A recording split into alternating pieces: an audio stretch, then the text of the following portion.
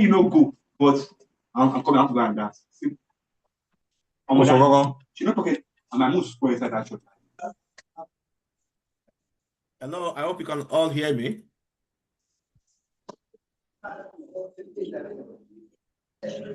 Hello.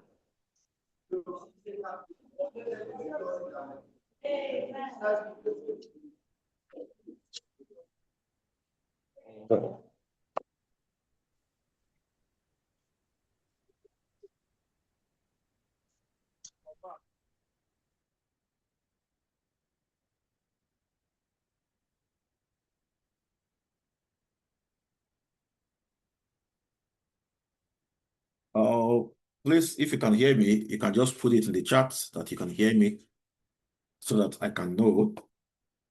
Let me check my microphone.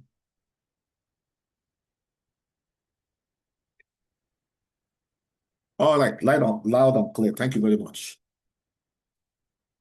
So just a few minutes and then we'll kick off.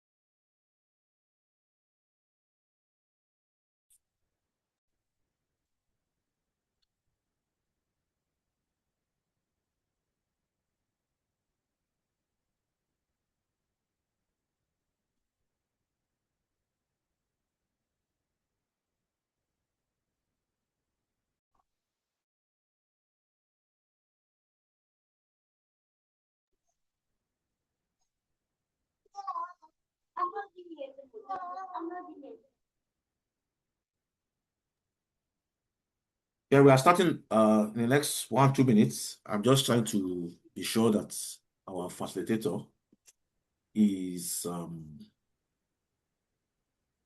ready with his slides and everything. So please, if you have not unmute, please let's unmute.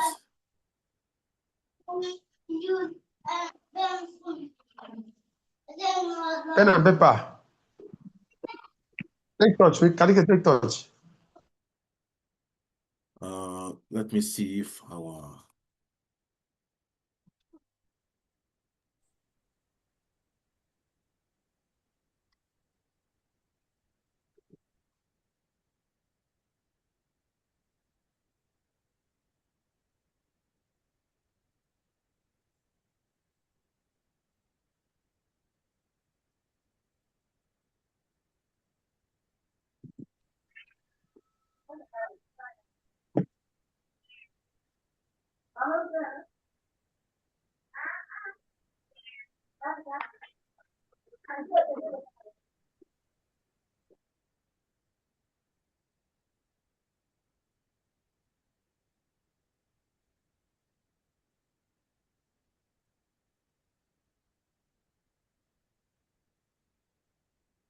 okay, let me just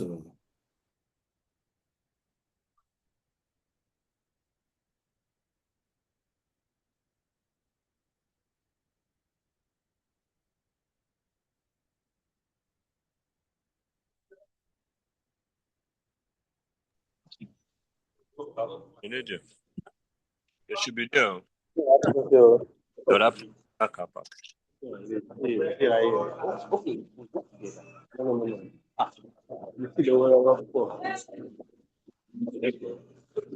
don't know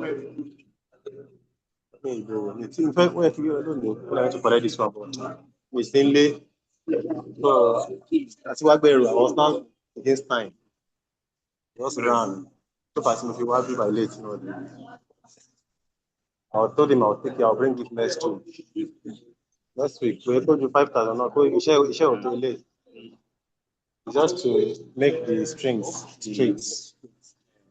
That's the balance. It's a motive. Fingers close. Okay, let me make satellites. Thank you very much for joining this training. And this is a very wonderful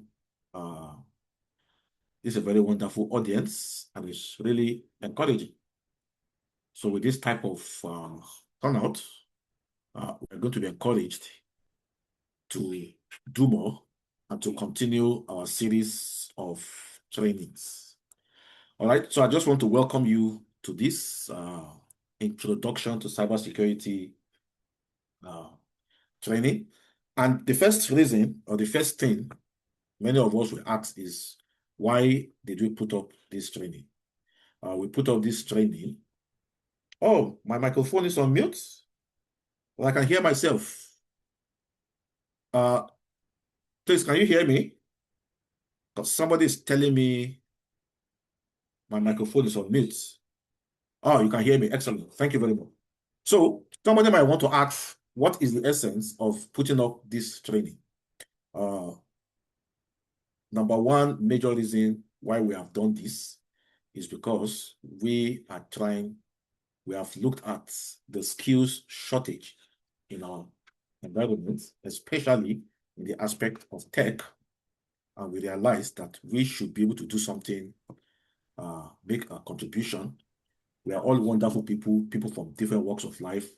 Every day I also attend trainings, so it's not about somebody knowing it all, but we just saw that, okay, we have this knowledge, we have this skill, we have this network, and I would think we should start giving opportunities to young people, whoever, career people, whether you're just starting your career, you're your mid career, you're later in your career, to start building competence.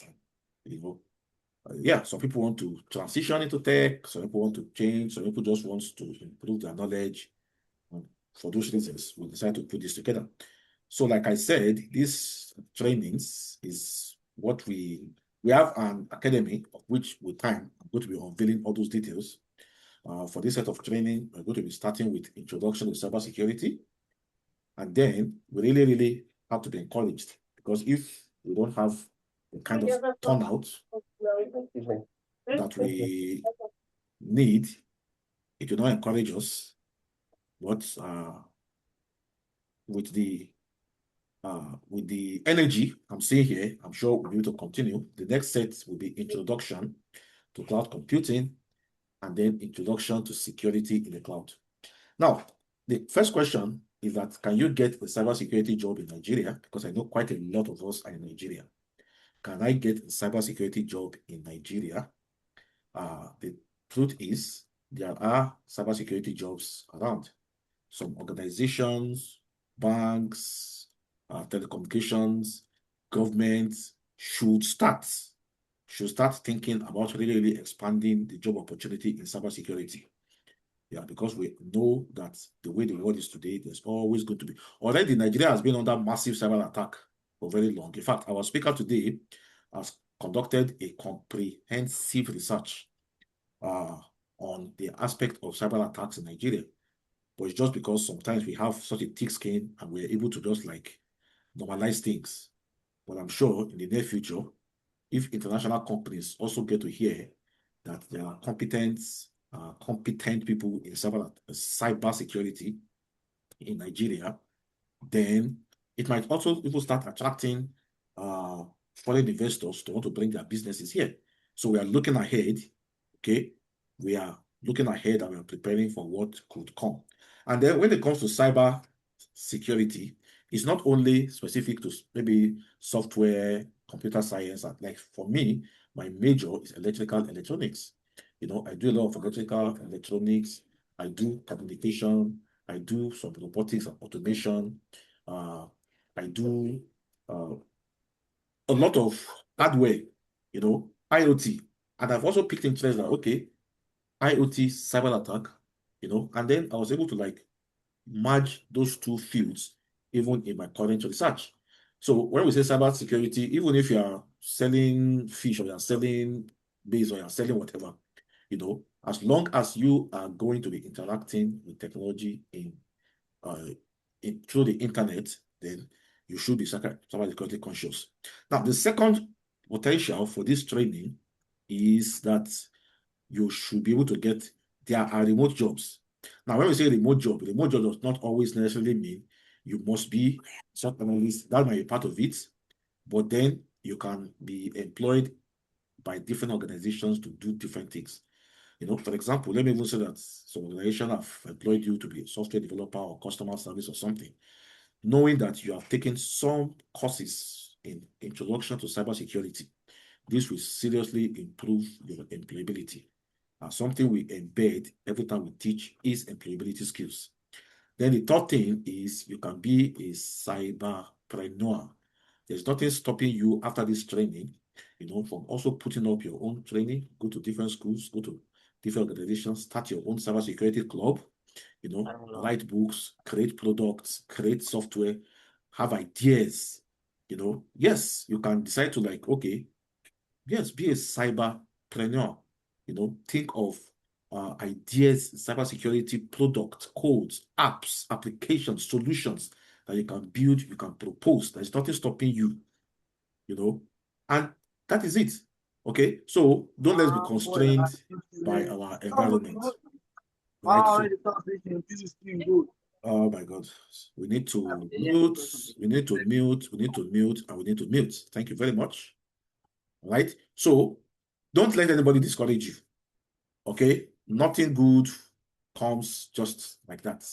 All right? When I also started this journey, it wasn't so easy. But at a particular time, I looked at and I like, this is where there's opportunity, and a lot of opportunities have opened up for me. Okay? So for those who don't know me, my name is Oluseun Oyeleke. This is my LinkedIn page. All right. So I'm a teacher, I'm a lecturer, and I do this a lot.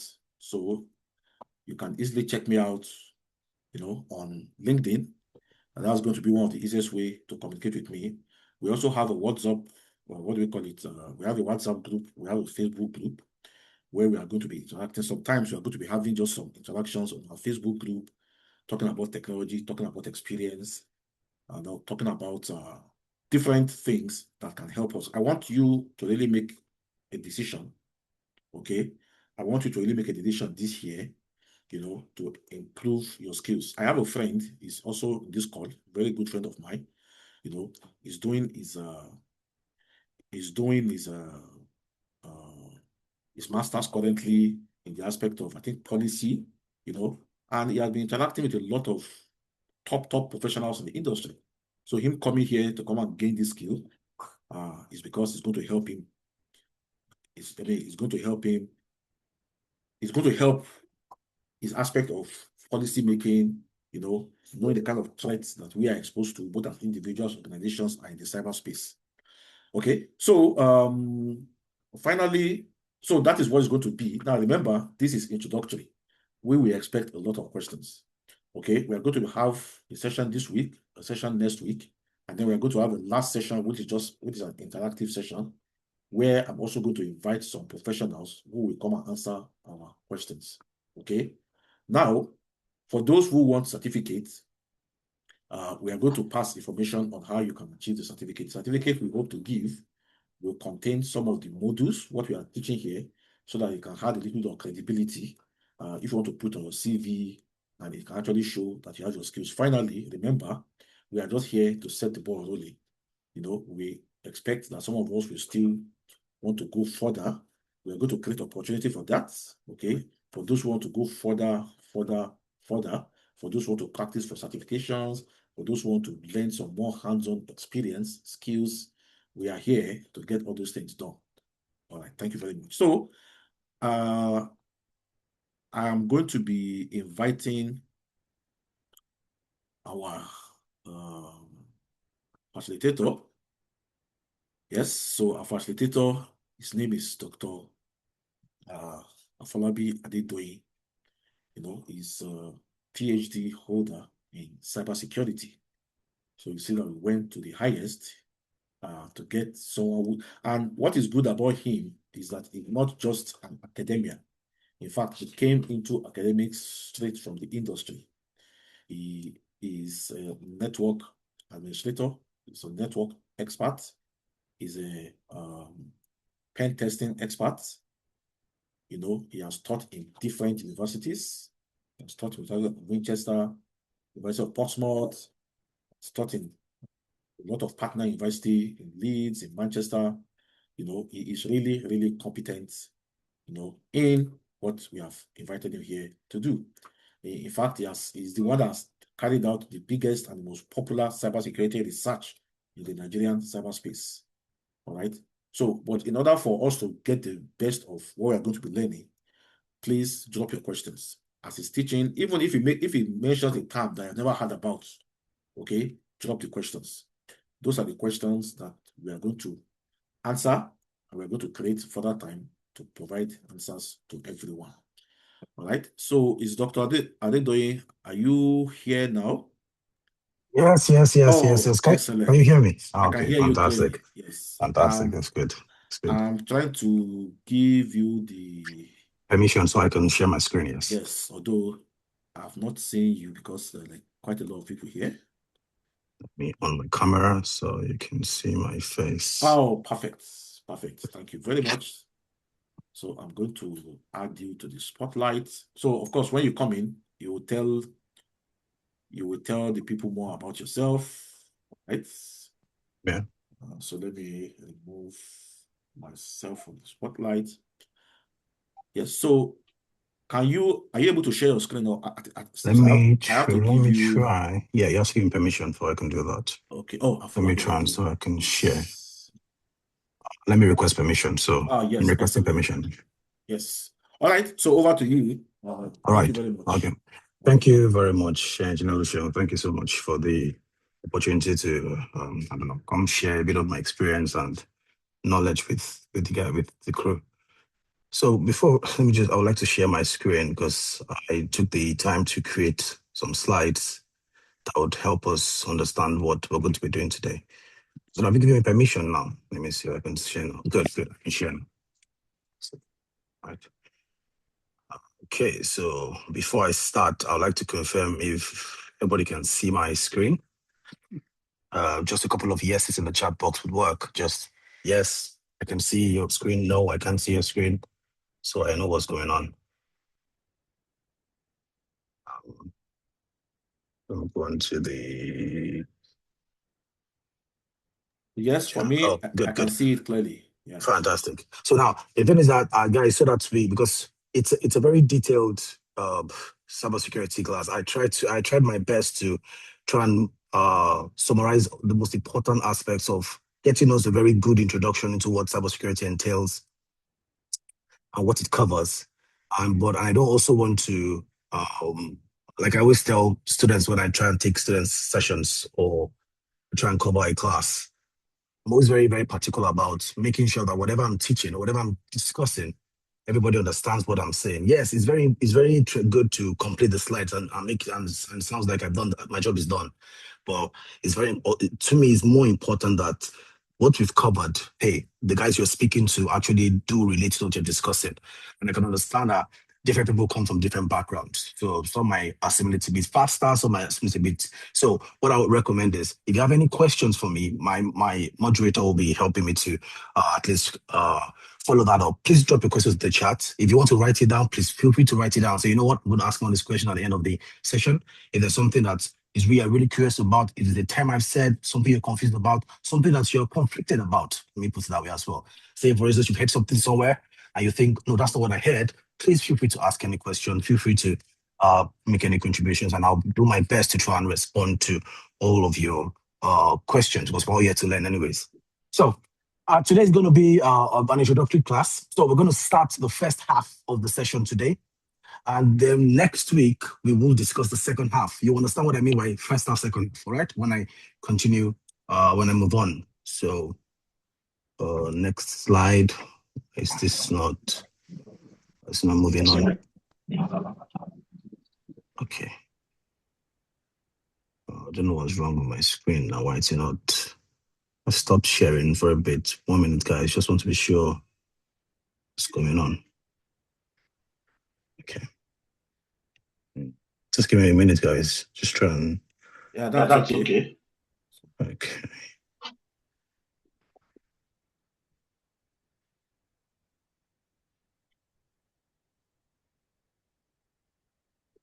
Okay. Okay. I think I fixed it now. Okay, so I'll go ahead and share my screen again.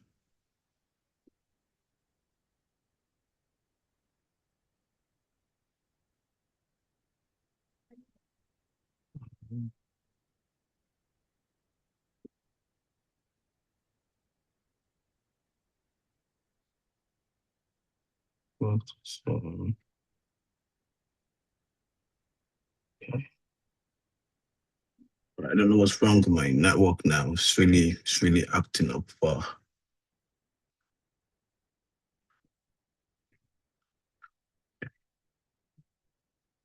Okay, there we go. So I can go back and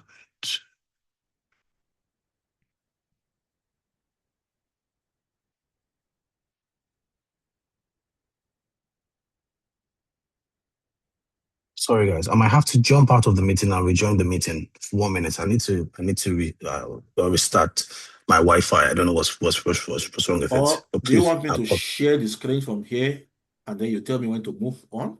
okay, because that might work. I jumped out of the meeting now. Let them not go and block that my glow.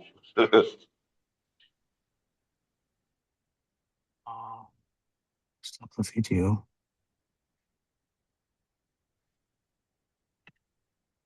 Get me out of the meeting already. I have to leave this meeting. So if you want, I can just share the screen. Then you just continue from there.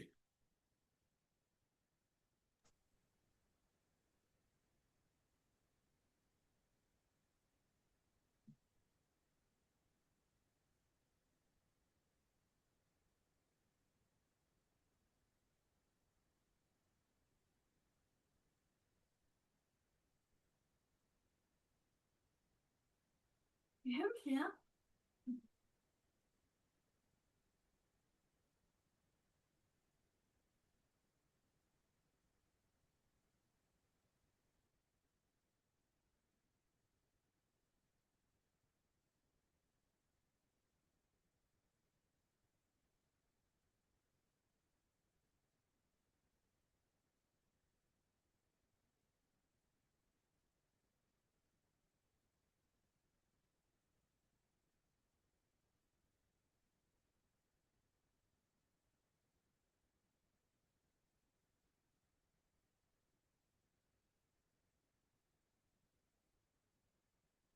Okay, admitting him back now. Hello. I'm back now. I don't know what was wrong with my Wi-Fi. I So had to go restart it. So sorry, I will share my screen now. And okay, let me stop. I should stop sharing, right? Yes, please stop sharing. I will share my screen. I should be able to share my screen. Okay. Apologies, guys, for that. So sorry. Okay, I've stopped sharing. Okay, let me maximize Wait this. now. Wait. Share. Okay, that was why. All right. So can I confirm that everybody can see my screen now without any issues? Yes, but it's not in full screen mode. Yeah. I'm going to put it in full screen mode now. Okay, just do this very quickly.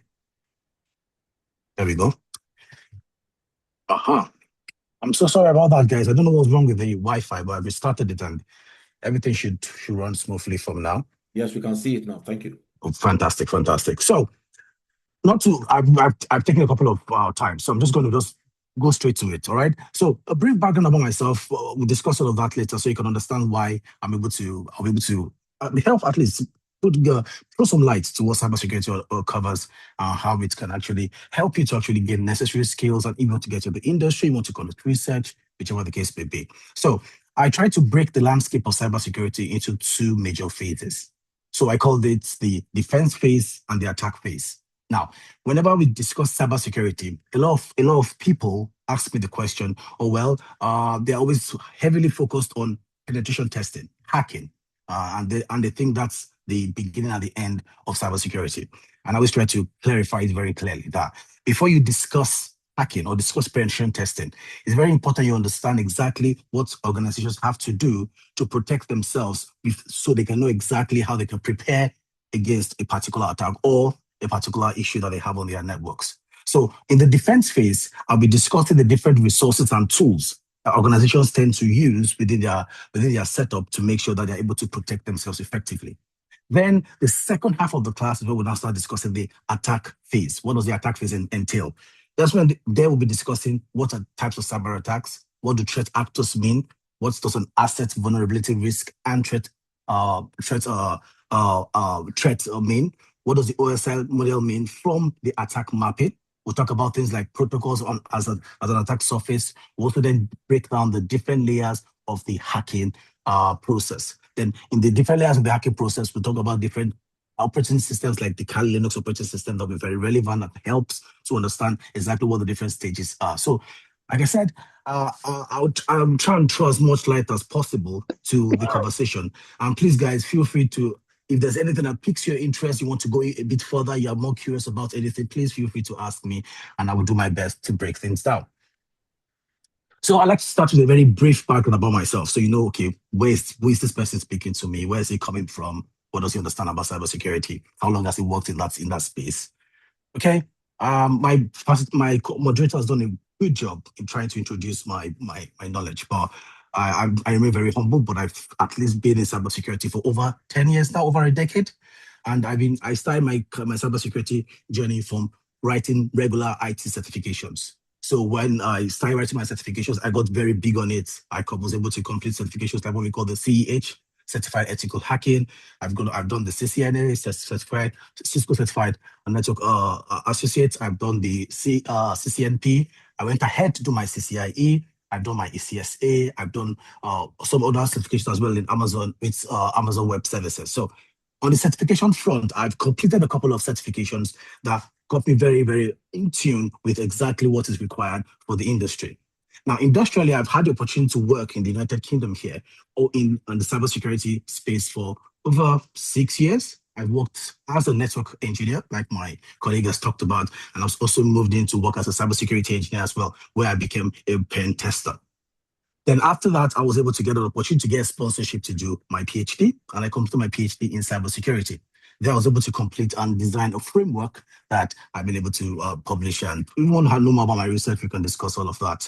So I come with a very good balance of knowledge, of industrial experience, understanding what the markets need, and staying in contact with my colleagues in the industry. So I know exactly how, because cybersecurity is a space that keeps evolving. So you have to keep yourself updated.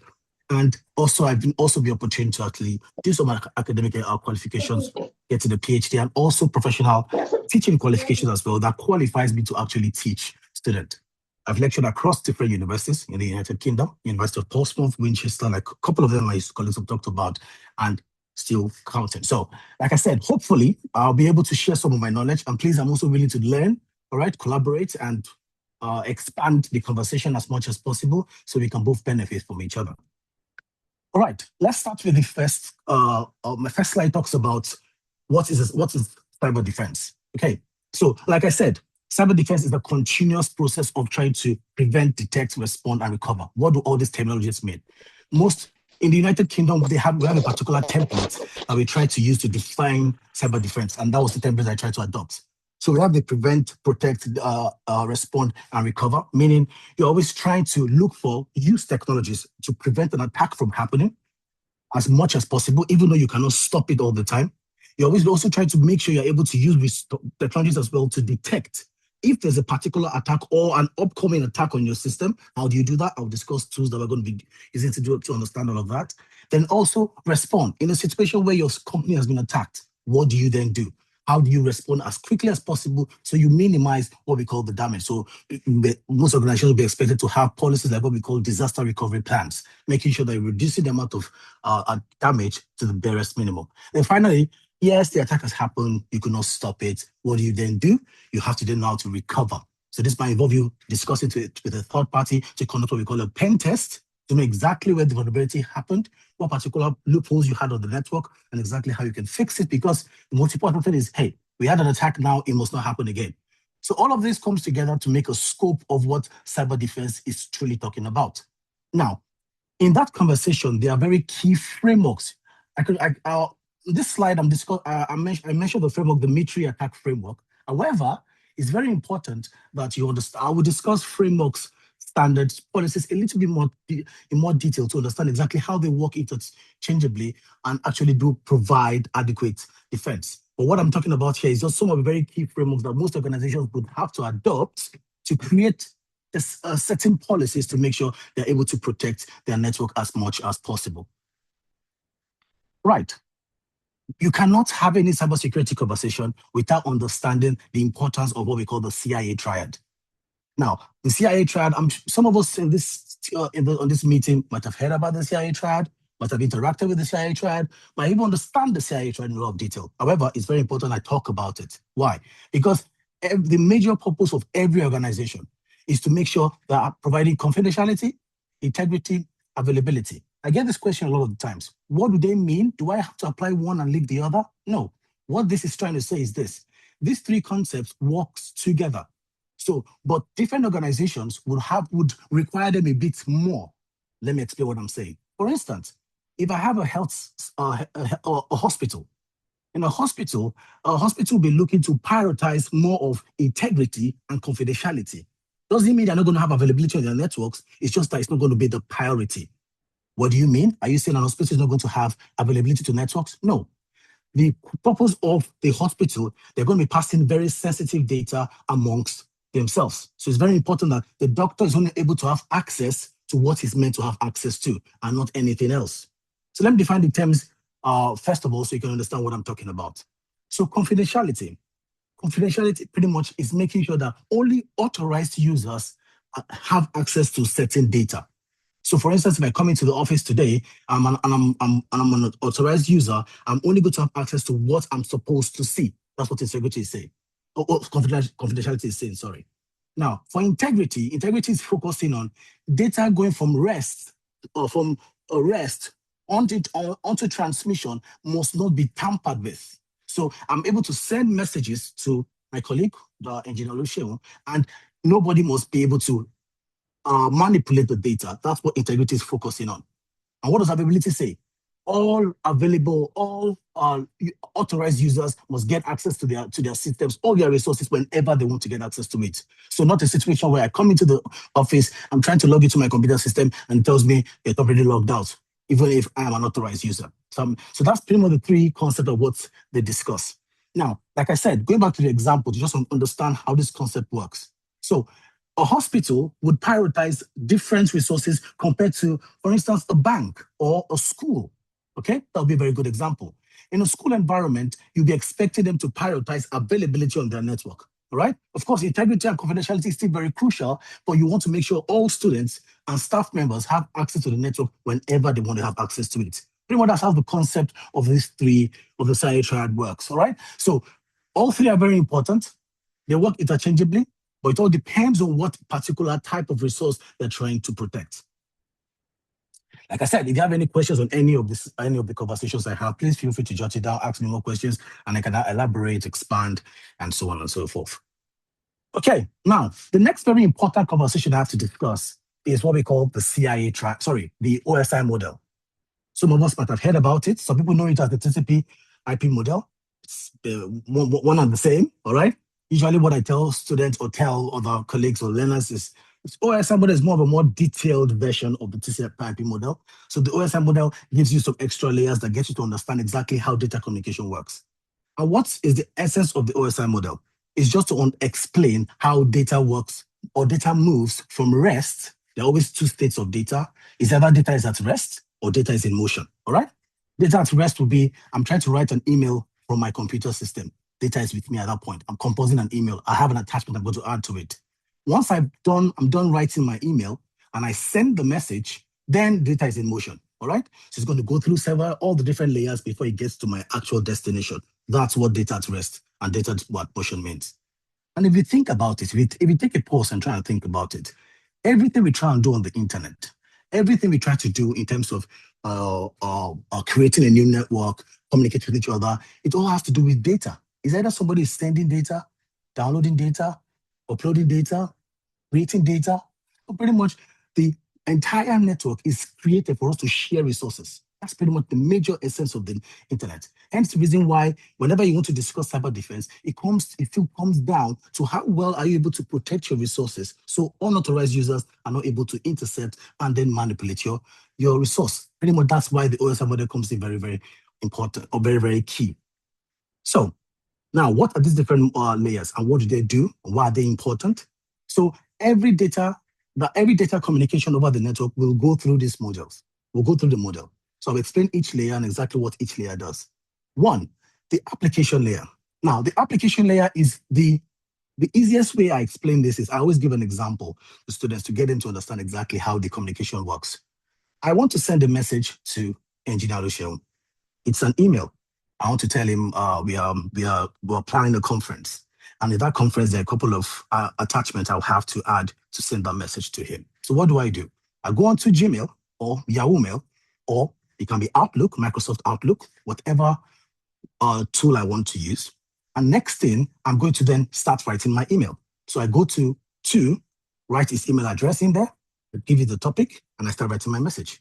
I put all the attachments I want to put in, and pretty much once I'm done with that, I send the message to him. I hit send. When I hit send, Engineer Oluseun receives the message on his own end, then he replies. However, there's an entire process that goes through me sending the message from my end to getting to him. So we'll discuss that. So now we go to the second layer. So once I send the message, the next thing is this. How the network is able to understand and comprehend messages is because there are different types of data. If you think about it, I can send a video, I can send an audio, I can send a picture, it can be a text. And all the different data types will have different sizes as well. So it's very, depending on the kind of bandwidth capacity I'm using, I'm not able to send all messages at the same time. So that's where the presentation layer comes in. So the presentation layer deals with the encryption aspect and encoding aspect of that particular data, because that's to protect that message, to make sure it gets to its destination securely. I'll discuss encryption a bit further, so you understand exactly because I mentioned a new term. In case you've never heard about the term encryption, I'll discuss it and explain exactly what it does. So after what the presentation layer does is to take that message and make sure it arranges that message in a form that is able to send it easily through the network. Then it passes on to the session layer. Now, the session layer is tasked to make sure it sends the message periodically so that nothing gets dropped. All right, that's the intention of the session layer. So to break, so for instance, now I want to send 10 documents. So it's able to break those 10 documents in a very uniform manner so that no message is sent to the wrong person and no message is actually being interrupted during the process of sending the message, considering the amount of bandwidth or space that's required to send that message. I will go into protocols and explain how protocols aid this process as well.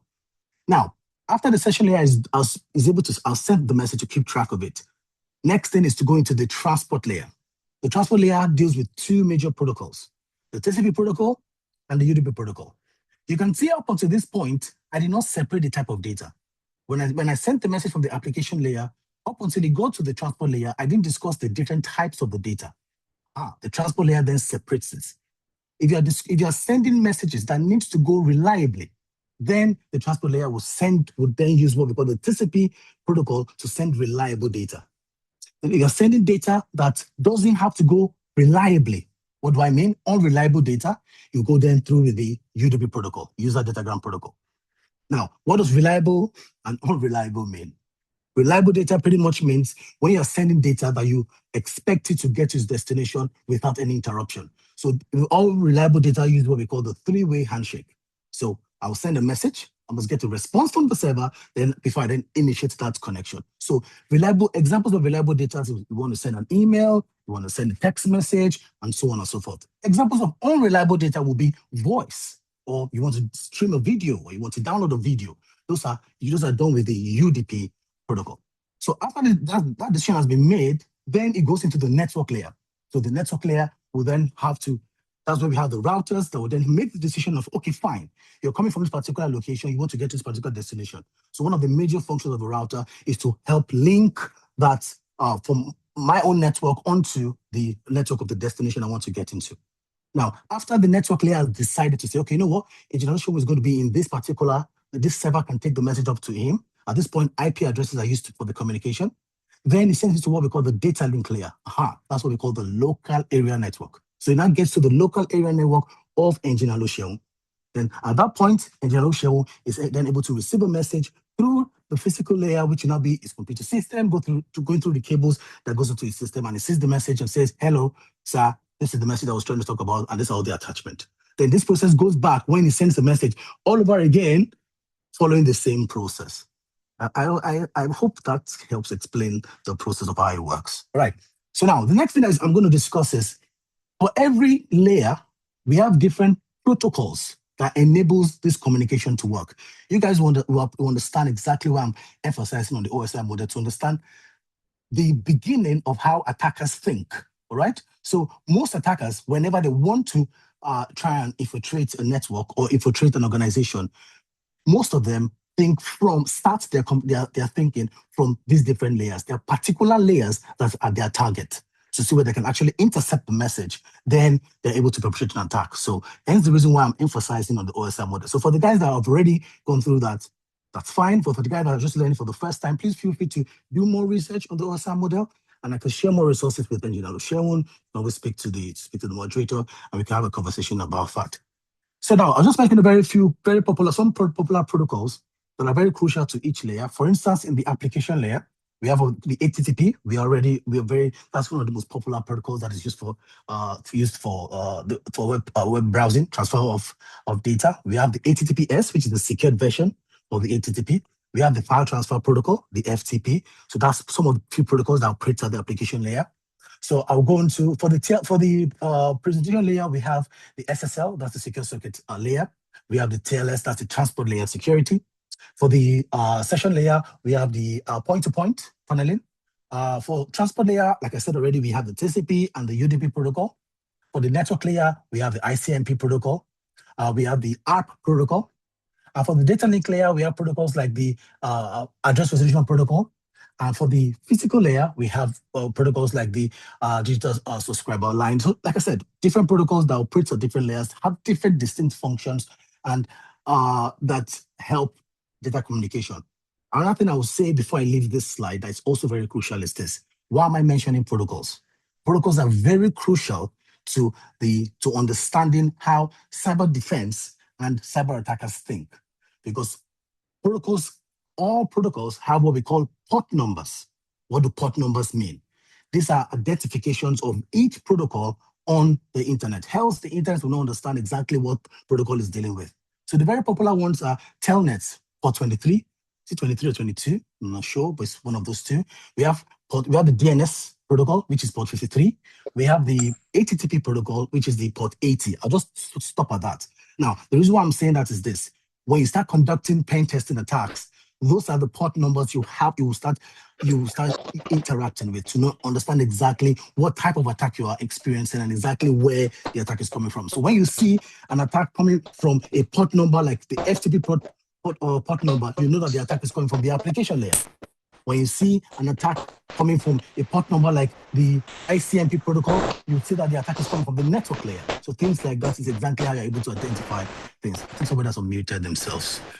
I'm hearing a bit of feedback. Don't worry, I will sort it out. Yes, sir. Yes, sir. Thank you very much. You're welcome. Okay. Yes, sir. So I didn't mean to take you guys into a very deep conversation about the OSI models. For the guys that have heard about the OSI model before, they will understand exactly why that this model is very crucial, because it defines everything about data communication. So you know exactly, like I said, it's the starting point of how attackers think, from understanding the port numbers to understanding the layers where the attack is coming from, to know what particular type of attack, and so on and so forth. Like I said, when I start going to the attack phase, you'll see I'll do a lot of references to this layer. Now, in part of understanding how cyber defense works, most organizations have particular resources, tools, technology, however you want to define it, that they must deploy to make sure that their network runs properly. One of the crucial tools is called the AAA framework. It has a very fancy name, but it's a very simple concept and how it works. I'll break it down. It has 3 layers of how this framework works. It has what we call the authentication, the authorization, and the accounting phase. That's what makes up the AAA framework.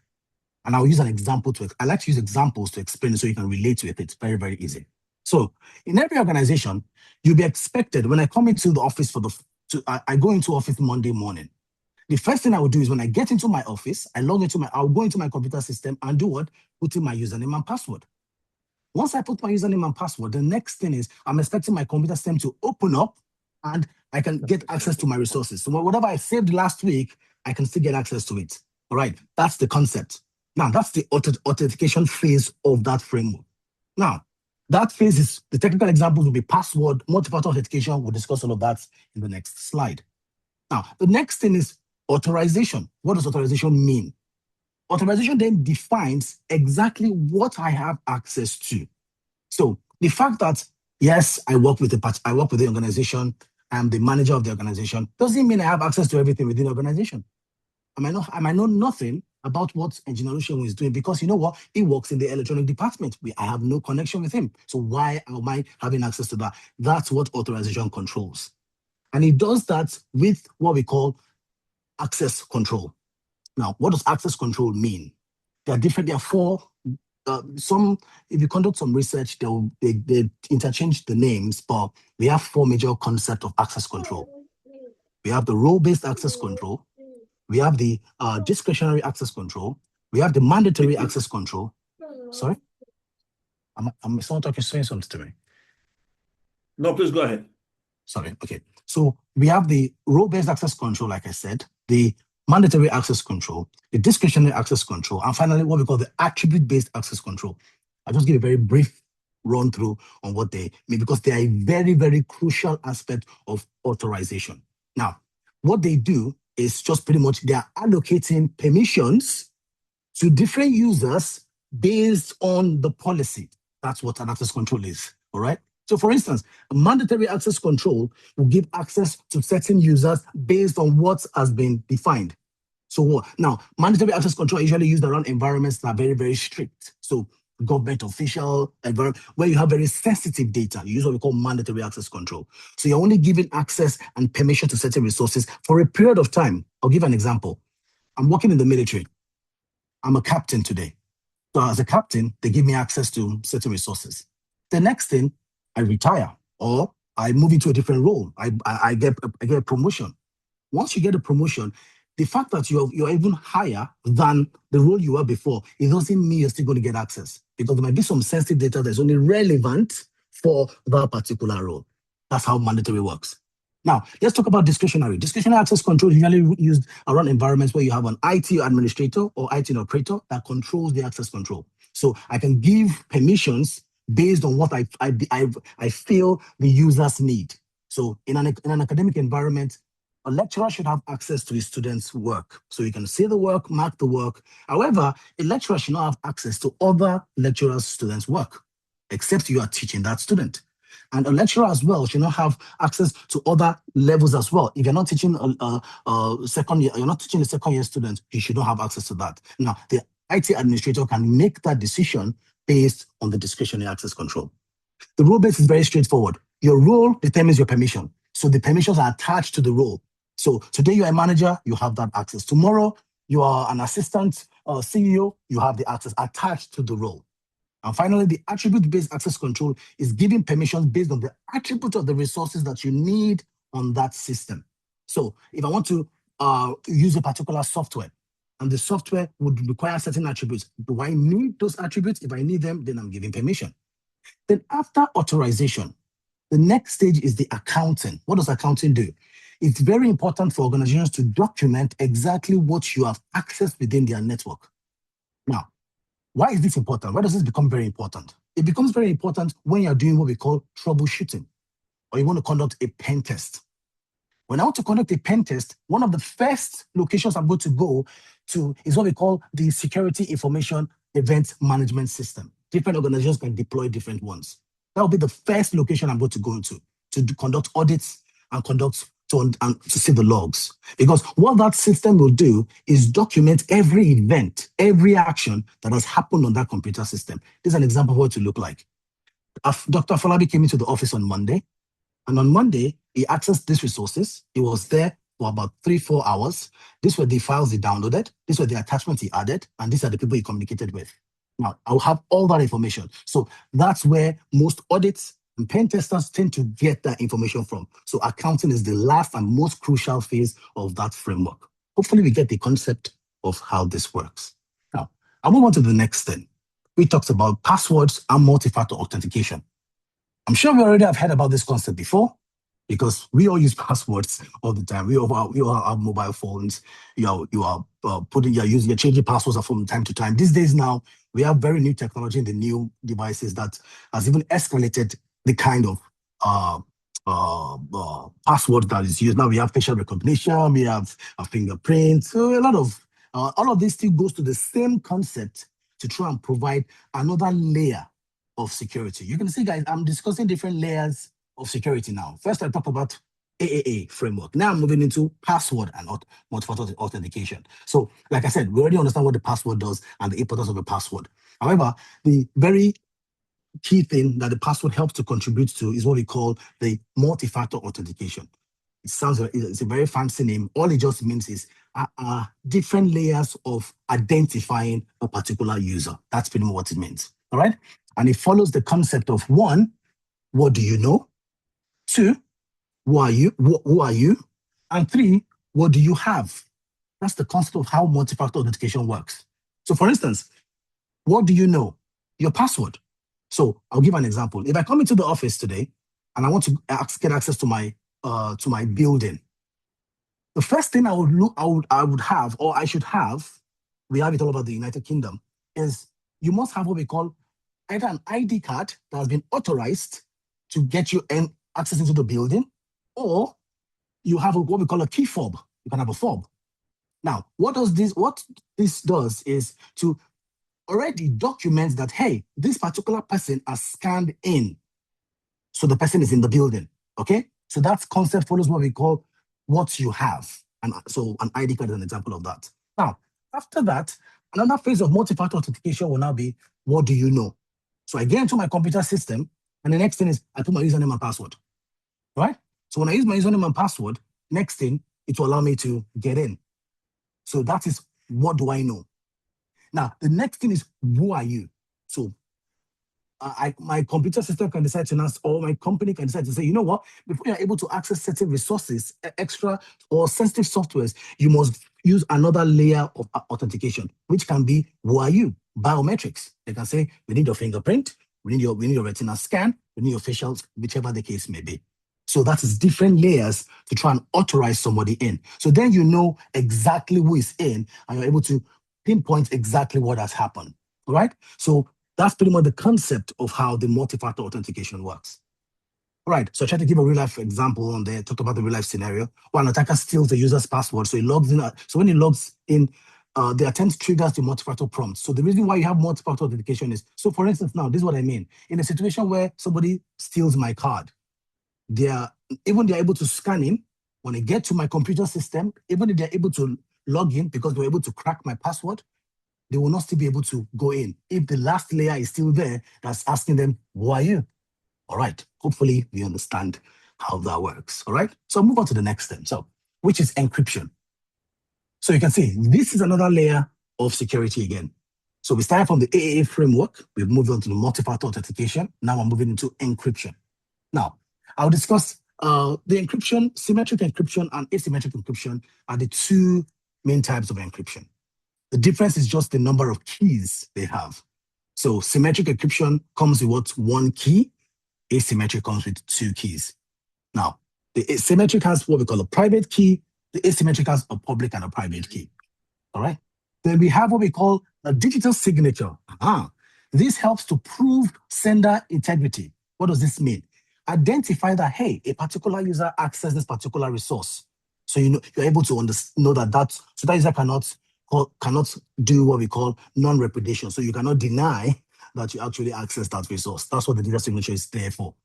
Then we have what we call the certificate authority, because it becomes very, very cumbersome. If you are telling the network to always remember you every time you come in, because of all your resources, all your information is going to be deleted, it's going to become very difficult. All right. So the certificate authority helps to verify identity. So it's able to store certain information about a particular user, then that is able to use that information to actually keep authorizing that user for a period of time. So I'm trying to use a very, very brief concept to how it works. So step one, certificate authority would help provide what we call trust. So when your browser connects to a secure website, the first thing that you do is to try and verify the identity of that particular website. So that's when the data certificate will be issued to that particular user. So now that certificate that will be issued will be stored in what we call the certificate authority. Now, what is on that data certificate? What does the certificate authority store? What he's doing is, one, is going to be storing, first of all, the asymmetric encryption. This is used for key exchanges. So now the server will share its public key. The browser will then use that public key to secure a secured session. Now, after that, only the server will be able to decrypt that key because it's the only server that has the private key. But if we are securing every session between a server and a sender, it's going to become very cumbersome as well. So hence the reason why the symmetric encryption aids fast data transfer. How does it work? So once both sides are able to get their keys, the algorithm, like an AES, an example of a symmetric encryption. We have AES. You have MD5. We have SHA. The different types of symmetric encryptions. We can look into that. So the symmetric encryption is faster because you use one key. Hence the reason why we're always recommended to use the HTTPS, because it has this process already embedded in that conversation between the server and the sender. Then finally, the data signature will then authorize the private key and the public key and say, yes, I know this particular sender, this is information, this session can be initiated. And that can be saved for that communication to continue for a period of time to make sure that you are not having that period to always be initiating all the time. Hence, the network will become very slow. We can discuss more about encryption and exactly how it works and on other further concept. But that's another layer of security that is added to the overall organizational structure. Now, the next thing I would like to discuss is risk assessment and why is it important. Now, organizations cannot run away from this aspect.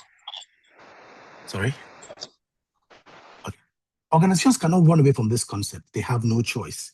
You have to make sure that you are able to identify your assets within your organization. We'll discuss assets, vulnerabilities, risks, and threats a bit further when we discuss the attack phase, because it becomes very crucial in the attack phase. But on the defense phase, risk assessment is very crucial. In the United Kingdom, we take risk assessments very seriously, because before you deploy any network, it's very essential that you know exactly what your assets are. What are assets? Assets can be data, it can be hardware, it can be software, it can be people. Anybody can be assets. But it's very important you identify your assets, know exactly what possible threats they can be exposed to, what will be the vulnerabilities that they'll be exposed to, and what will be the likelihood of that threat actually happening. And if it happens, what's the impact? And finally, what's the risk level? So that is what we call a risk register. So that just pretty much defines exactly how the risk assessment works. So there's a formula that we use to calculate it, that the risk is equal to the likelihood multiplied by the impact. Because yes, the likelihood of something happening, you can have a risk that has a very high impact. But if it has a low likelihood of happening, do you really need to invest so much money in it? Because this risk could then lead to certain actions that you have to take to avoid that risk from happening. So the likelihood and the impact must be considered for you to then take a certain action to try and mitigate the risk. So I just put an example of a risk register on there just to help us understand exactly how we're going to prioritize security measures. Because, for instance, guys, one thing that's very important in the defense phase, implementing all these different structures becomes very expensive. So most organizations expect us to make very adequate decisions. So if you're an organization that are having multiple attacks, says you say having attacks from a particular type of software, then you have to have a risk assessment to say, is it worth it? Do we really need that software? If we need that software, can we prioritize more security onto it? For instance, add a firewall, add an antivirus, and add other. Does that make sense? To make sure we're not wasting resources on a particular aspect of the network that we don't have any attack on. Hence the reason why the risk assessment becomes very, very crucial. So like I said, I just defined it as decision-making in cybersecurity. Most organizations have to talk about this because of it helps them to reallocate their resources, because eventually all of these things cost a lot of money. All right. The next phase or next layer I would like to discuss will be the IDS and IPS system. It's a very, very interesting concept, and it's very crucial to stabilizing the network security of an organization. It's pretty much the intrusion detection system and the intrusion prevention system. They work very similarly. However, the key distinction is who makes the decision of what action will be taken. And what do I mean? First of all, an intrusion detection system is what we call, it helps to monitor a network, right? So it monitors network traffics or logs or system logs. So it will identify what we call suspicious patterns. What does this mean? A very good tool that can help you, and there's some YouTube videos that would help just throw more light to how an IDS works. The tool is called Security Onion. Yes, that's the name of the tool. So you can do some, just watch some YouTube videos to give you some understanding. Oh yeah, this is what it's talking about. So an IDS system pretty much is like, it monitors the entire event of that organization constantly to make sure that there are no anomalies. Anomalies are what we call patterns or requests we've not heard before, or protocols we're not familiar with that is trying to get access to our system. All right, so that's what the IDS is there for. So now, the IDS works in both ways. So you can have signature-based detection, which is, we're already used to this type of attacks. We get it all the time, all right? However, you can also have anomaly-based detection. So you're not sure if this is an actual attack. Somebody, I can hear some. Yeah, I'm sorting it out. All right, sir. All right, sir.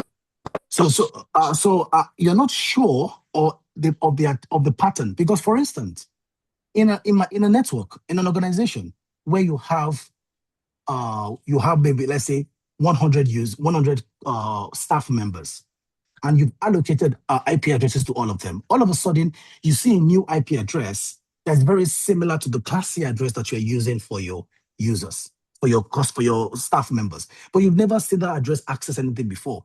So you get suspicious. Then you're like, why is this address coming in? It's very possible that they've added another new 20 members and they did not let you know. That's what we call an anomaly. So sometimes it might look abnormal, but eventually it's not actually a problem to the network. That's what the IDS does. So now, when the IDS detects that anomaly, the key distinction between an IDS and IPS is the IDS, a system administrator, will then make the decision either to permit, to deny, or to allow. Because there will be sometimes that some alarms, they call them alarm systems. Some alarms will be what we call false positive. It can be a false positive. It can be a false negative. It can be a false negative. It can be a true positive. That's when you start worrying. A true positive will be, we have a particular alert. That alert looks like it has a payload. What does a payload mean? It means that that particular entry has an attachment to it. That attachment is usually called the payload. It can be a malware. The malware can be a Trojan horse. It can be a virus. It can be a worm. That's what we call a true positive. Then you have to take action. So in that situation, you have to stop that particular request. Then you go into what we call threat modeling to try and understand exactly what are the layers of that threat. Like I said, we'll discuss all of that in the attack phase of the conversation, right? Then the IPS, like I said, is very similar to how the IDS works. However, the alarm system makes the decision. So you can set rules and say, you know what, when you see these IP addresses that range from this range to this range, 190.168.1.1 / this up until this particular range, please deny. No matter the request it's making, an FTP request, an HTTP request, whatever the request is making, deny. That's exactly how the IDS works and the IPS works. Hopefully, that clarifies that. Like I said, it's an introductory class. I would expect us to be able to do more research. Then you can, of course, ask more conversation. We can expand the conversation to try and get more knowledge on that. All right. The next thing I would like to discuss is security standards, frameworks, and policies. All organizations have no choice but to pay attention to this.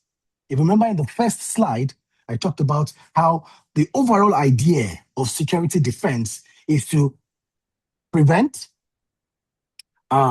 respond, detect, to recover, all right? And also making sure you're able to detect if an attack is about to happen and make sure you're able to provide some sort of solutions.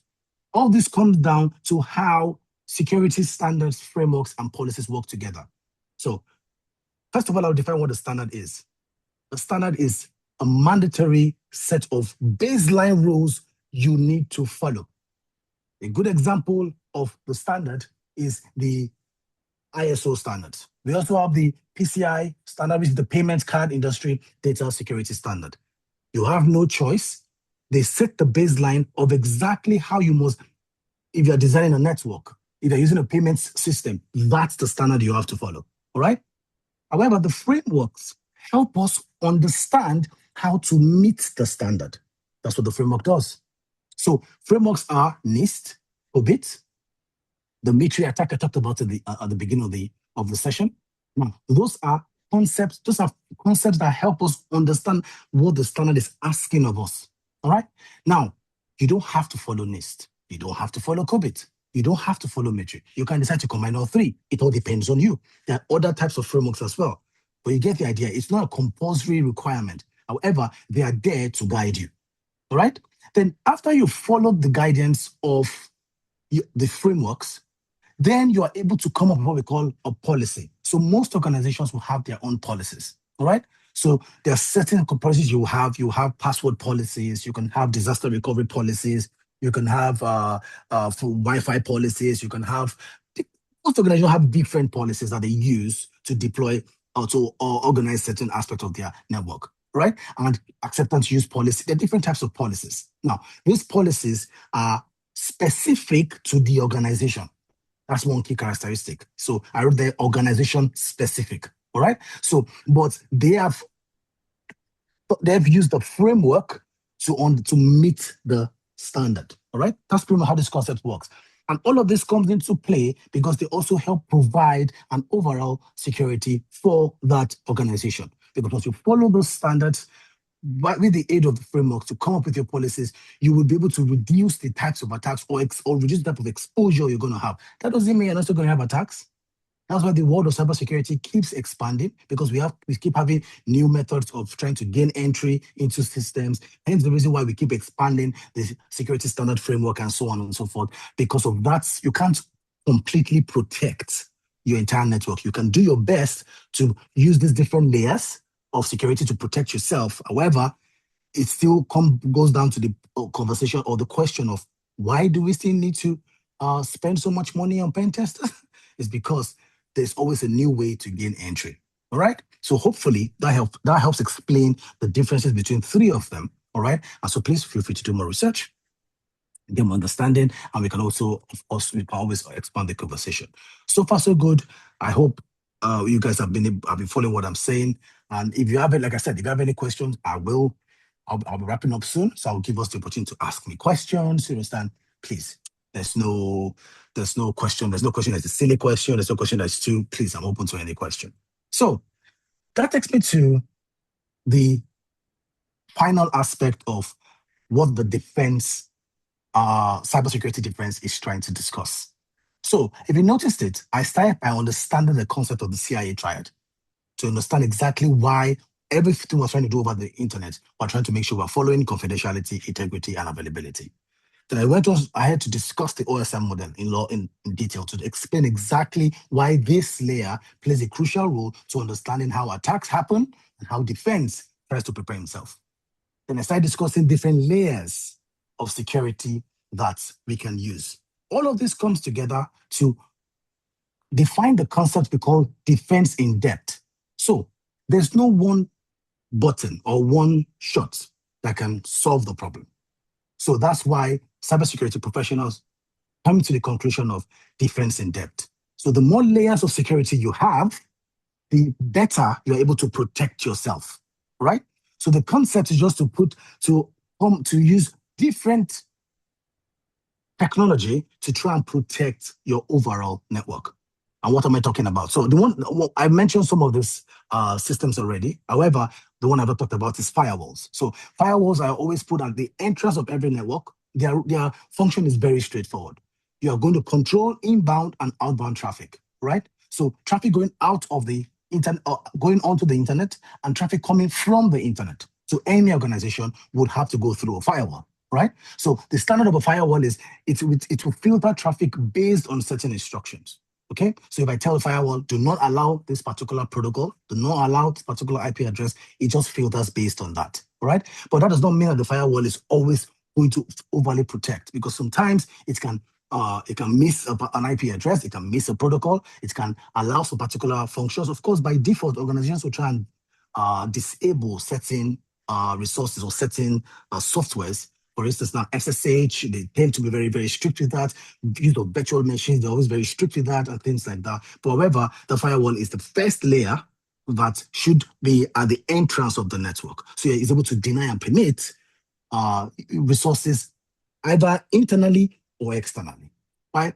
I've talked about the network IDS and IPS, and that usually goes behind the firewall. So and the idea of the IDS is in a situation where anything escapes the firewall, the IDS alarm system should be able to trigger and say, hey, I've never seen this traffic before. I don't know exactly what's attached to it. We have to pay attention to this. So that's the example or the idea of how the IDS works. Then we also have the host antiviruses that we use on every individual system, and also what we call endpoint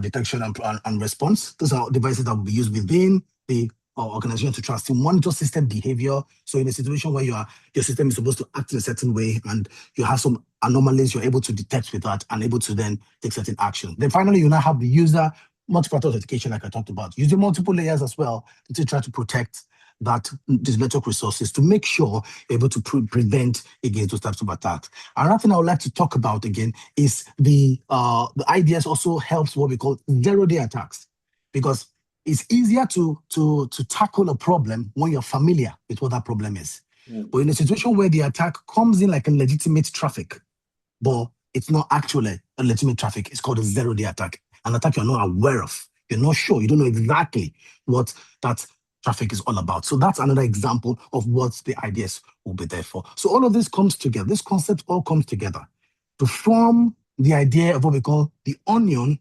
in-depth model. Okay? So this helps define different layers of technologies of security that tries to stop an attack from happening. Of course, doesn't mean that an attacker will not still try and find very interesting ways to get through, but that's why you see organizations constantly doing updates, constantly installing patches, constantly trying to troubleshoot their system, constantly trying to conduct pen tests. All right. Some in the United Kingdom, some organizations conduct pen tests every year. Some do it every quarter. Some do it it all depends on the type of resources and the customers you're actually serving. So I hope with this, all of this is an introduction to how the defense phase thinks. So the next phase will be the attack phase, and we'll be going into all of that next week. So at this point, I would stop so at least I can get us to ask me questions. You're curious about anything, you want more explanation on something, please, at this point, I'll over to the moderator. I'll let him take over from here. Thank you very much. Thank you very much. Please, sit down. Let's give some emojis to our facilitator. Yes, let me see more hands, more hands, more hands. Yeah, that was very good. Thank you very much. So, thank you, Dr. Adedoyin, for that very powerful delivery. The good thing, you can see a lot of hands, lots of hands, lots of hands. Yeah, that's very encouraging. Yes, I know I know not there are a lot of starters here. Okay, don't think we don't know. Yeah, we juggled this activity to be able to at least give us a solid start into the aspect of cybersecurity. And you also heard Dr. Nidoye made it clear that he has divided it into two aspects, both defense and attack. And today, he is talking about defense. So you can see from his slide, next time we are going to be now talking about what is a cyber attack. And we are also going to have some little, he is going to do some demonstration. Yes, thank you, Delight. We are happy at demonstration. So, the question, if somebody asked a question, Yes. about attribute-based access control. Okay. So I was just wishing our paper was published already. But that's how it is. But yeah, so you can answer. You can just answer. So the question is, I should explain it more, or you want no, to... just yeah. I think she just needed a clarification. Oh, okay. Please, where does using attributes falls on the types of access control? Okay, so an example of how you can use attributes is, for instance, now I come into an organization. I'm trying to answer the question by T. So I come into an organization, and as a contractor, I need to use certain types of resources to build. Maybe I'm trying to design a software. So I'll need to maybe use a virtual machine. I want to use some certain types of access from virtual machine. I'll need access to maybe the Wi-Fi. I need to disable the firewall because I want to use SSH. So now, what an administrator will do is ask me what project I'm trying to create. Or you're trying to design this software. Do you really need SSH for this? If you don't need SSH for it, I don't have to give you that permission. So the different attributes or resources that will need to complete a particular project, you'll be given permission based on the task you want to complete. Exactly. That's what it means. Exactly. Right? So if you don't need that attribute, for instance, let me give you a very good example. There was a time I was conducting a project at my workplace. So I was completing an AWO lab. So to complete one step of the lab, I needed access to I need to SSH, that's remotely connect into a particular server. And my company was like, no, you don't need that particular permission to do that. So you could have as well. You don't have to do that. You can do that using another resource.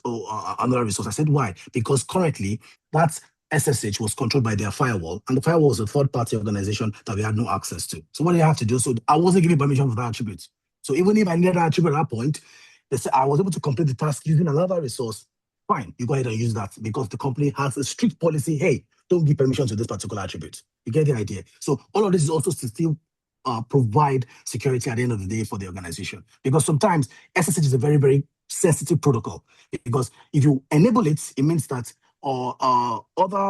there can be hackers around the environment trying to actually see if there's any particular system that is actually available, and they can use that particular access to try and get access to your system. That's what the attribute is saying. If you don't need an attribute to complete a particular project, you are not going to be given that attribute. That's pretty much how it works. Exactly. As you are speaking, I just also remembered yes. Attributes can also be even geotagging, can be environment. Yes. No matter where you are, if you are expected to maybe perform a project, let me say in Lagos, and for some reasons you are logging in from Abuja, it can deny exactly because the access. Environmental attribute has not been met. So you are seen as a breach. Yes, so we are getting a lot of questions here. Yes. Yusuf is asking, where can one literally start as a beginner? Okay. So as a beginner of the knowledge or as a beginner of career, okay. Dr. Afolabi. All right. You can so also just. I also started as a beginner. So what I recommend is this, because when we discuss cybersecurity, a lot of people get confused they get overwhelmed and say they need so much skill before they're able to get into the space.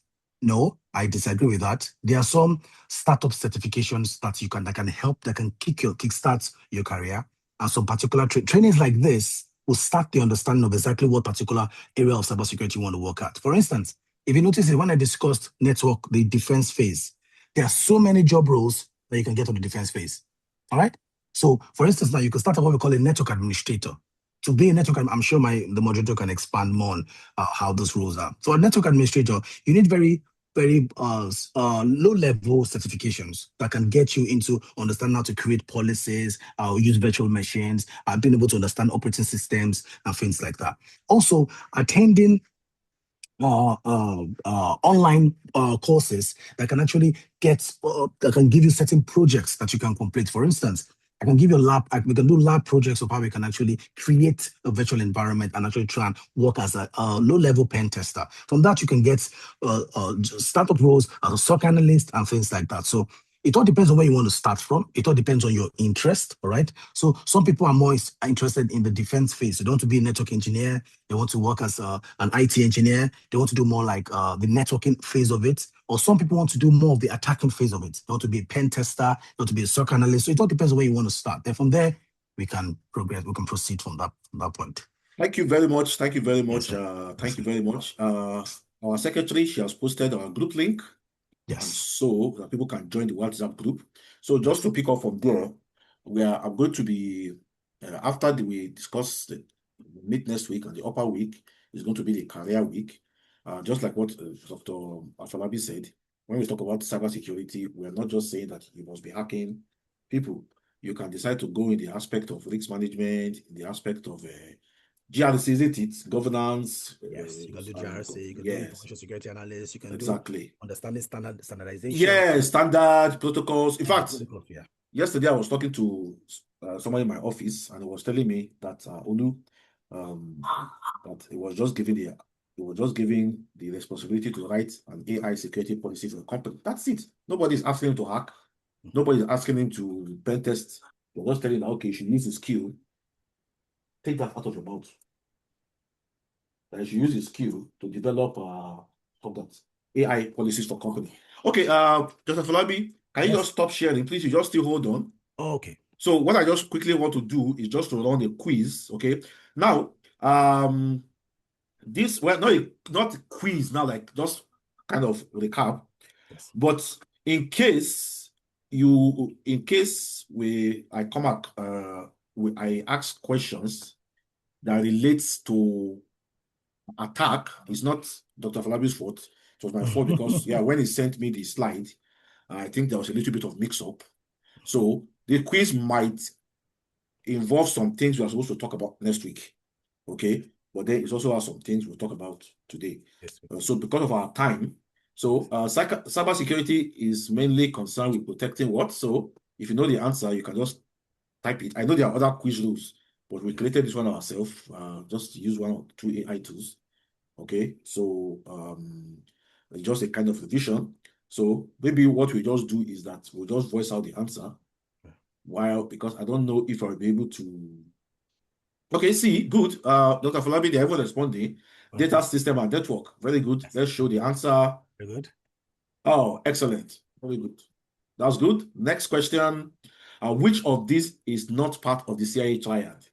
Okay. I hope we won't see INEC here. INEC is not part of the CIA triad. Yeah. Okay.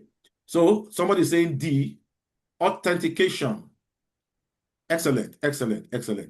All right.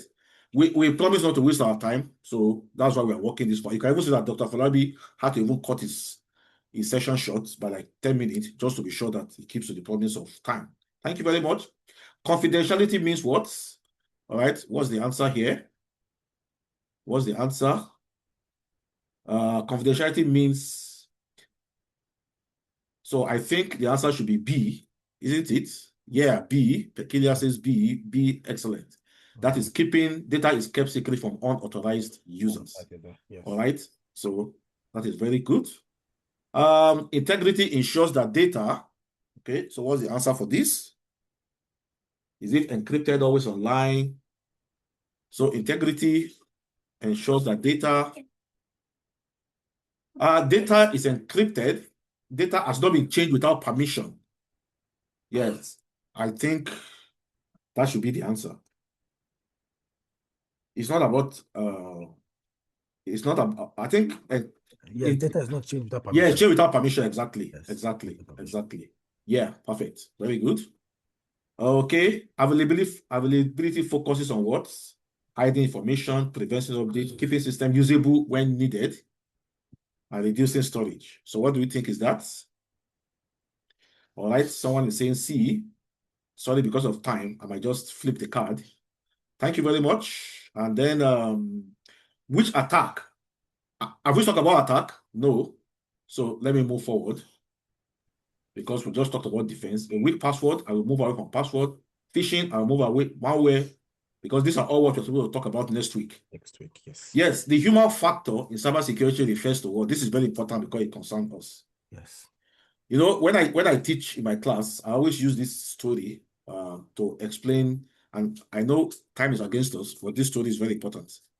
Remember that story of somebody that was on life machine. Okay, was on life machine, and all of a sudden the doctors heard that the life machine has been switched off. The person died. You know, and when they rushed to the emergency room, they saw that the cleaner wanted to charge her phone, and she removed the life machine and plugged a Nokia touchlight. And that was how somebody died because of ignorance. So we always used to say, so with this skill, with this knowledge, the fact that you even had this thing Dr. Falabi taught, believe you me, you are already getting qualified to start pushing your head into some job opportunities. Yes, because everything starts with user awareness. Then, like I said, with time, when you diversify into different aspects, you know, those in defense, those in attack, I think they call them red team, isn't it? Yes. Red team, blue team, purple team, and things like that. Okay, let me just quickly move because of time. Yeah, very interesting. We learned this today. AAA stands for what? Yes.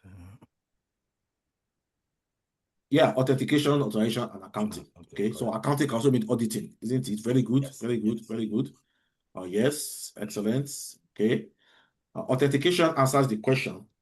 Yes, this used to be places that students used to, the difference between authentication and authorization. But I think authentication is about who are you, isn't it? Then authorization is giving you the permission to carry out something. So I think the answer should be what happened to who are you? Yeah, that is authentication.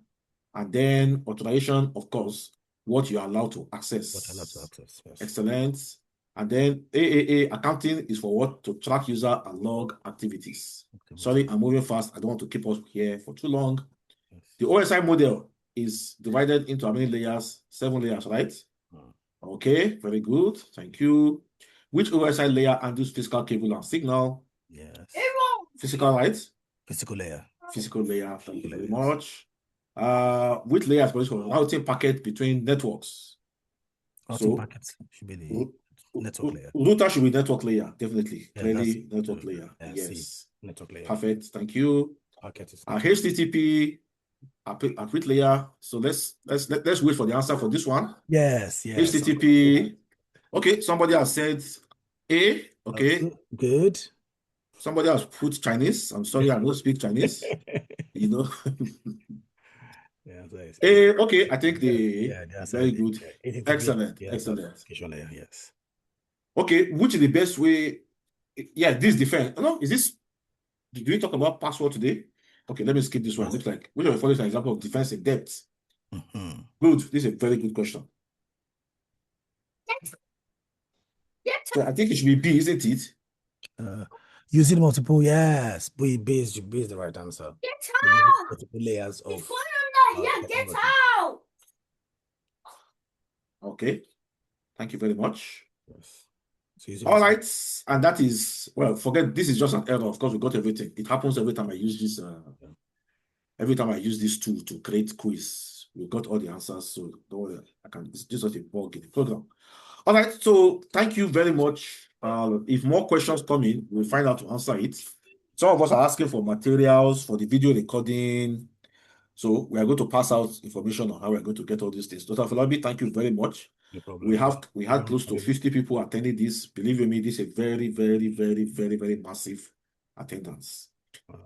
I'm even thinking those who didn't come, because I just realized today that I sent out emails.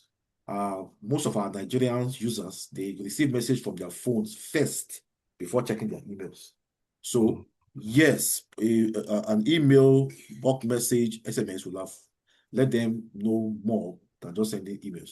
But hopefully, I'm going to correct that next week. Please remember, we are still going to be having cloud computing. I'm not saying next week. After we finish this series, you don't Yes. want to miss cloud computing. We are trying to put you in the heart of technology, Yeah. you know, and then we're also going to have information security in the cloud, Yes. security in the cloud. So you see that this is high skills training. All right, exactly the time we promised to close. Thank you for everyone who joined. If you didn't join this week, make sure you join next week so that your attendance can be graded. Thank you very much and bye. All right, guys. Bye. Thank you so much. Thank you.